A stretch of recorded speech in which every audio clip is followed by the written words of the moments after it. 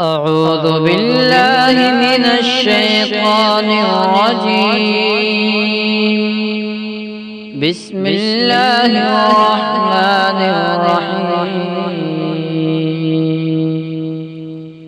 يا أيها المزمل قم الليل إلا قليلا نصفه أو انقص منه قليلا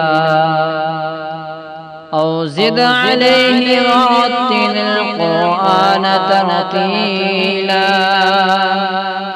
إنا سنلقي عليك قولا ثقيلا إن ناشئة الليل هي أشد وطئا وأقوم قيلا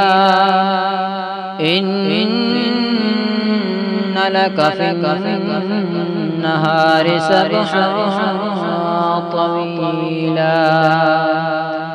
واذكر اسم ربك وتبتل إليه تبتيلا رب المشرق والمغرب لا إله إلا هو فاتخذه وكيلا واصبر على ما يقولون واهجرهم هجرا جميلا وذرني والمكذبين أولي النعمة ومهلهم قليلا إن لدينا أنكالا وجحيما وطعاما ذا غصة وعذابا أليما يوم ترجف الأرض والجبال وكانت الجبال كثيبا مهيلا إنا أرسلنا إليكم رسولا شاهدا عليكم كما أرسلنا إلى فرعون رسولا فعصى فرعون الرسول فأخذناه أخذا وبيلا فكيف تتقون إن كفرتم يوما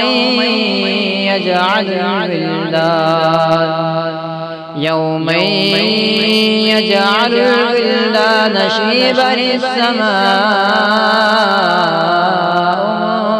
فطر به كان وعده مفعولا إن هذه تذكرة فمن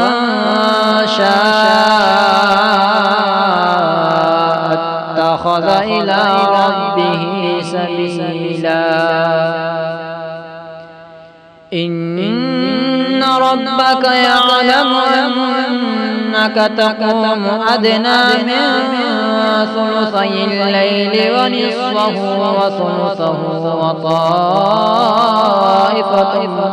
من الذين معك والله يقدر الليل والنهار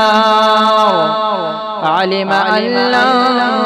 تحصوه فتاب عليكم فاقرؤوا ما تيسر من القرآن علم أن سيكون منكم مرضى وآخرون يضربون في الأرض يبتغون من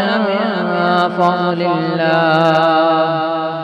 وآخرون يقاتلون في سبيل الله فاقرؤوا ما تيسر منه وأقيموا الصلاة وآتوا الزكاة وأقرضوا الله قرضا حسنا وما تقدموا لأنفسكم من خير